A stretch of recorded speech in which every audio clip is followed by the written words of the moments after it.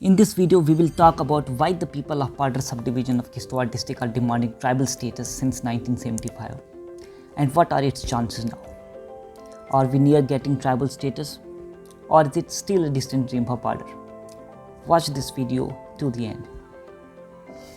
As we all know, that border of Padar subdivision touches Zanskar, that is subdivision of Kargil district in the north, and Pangi, which is a subdivision of Chamba district in the east. And we have exchanged a lot culturally for years. There are many similarities in our cultures, traditions and norms. Dialect of both Padar and Pangi region also has a lot in common.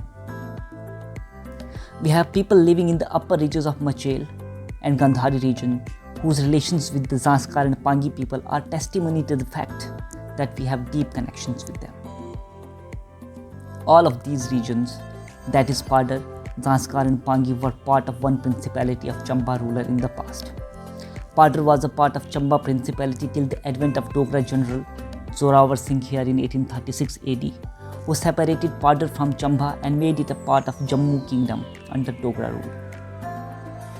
After independence in 1947, Pangi became a part of Himachal Pradesh and Padar became a part of J&K.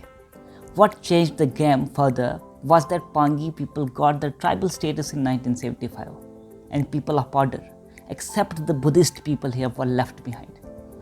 On the other hand, people of Zanskar, who are primarily Buddhists, are also reaping the benefits of ST status. Only Indo-Aryan people of Padar are left behind. Note this point. Only Indo-Aryan people of Padar region are left behind. Since then, people of Padar are restless and are demanding tribal status for its people. And why not they be?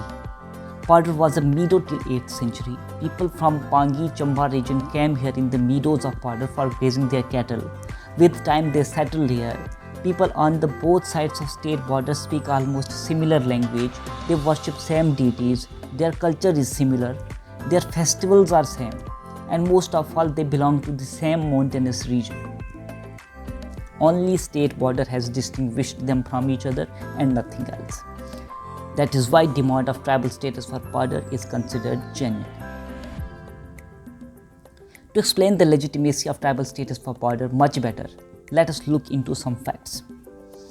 Padar and Pangi regions have many things in common. Like we have common primitive traits. Look at this table.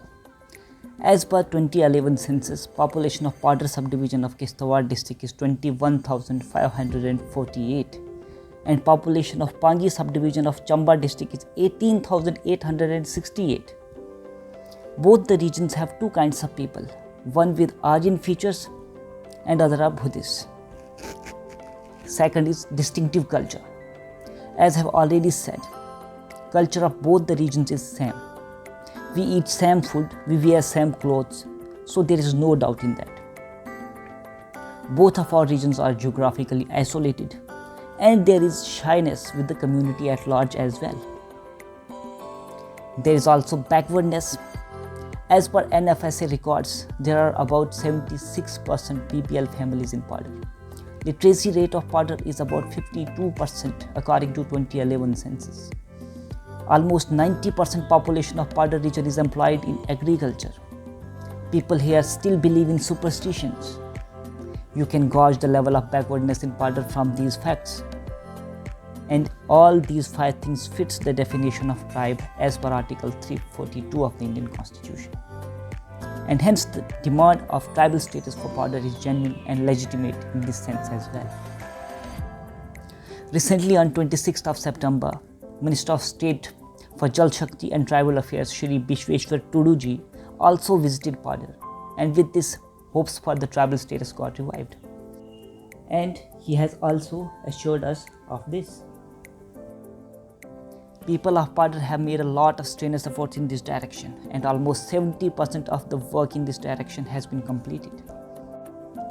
And it is strongly hoped now that after the completion of delimitation exercise in J&K Union Territory, Padar will get a tribal status. I hope you found this video informative. Thank you for watching it.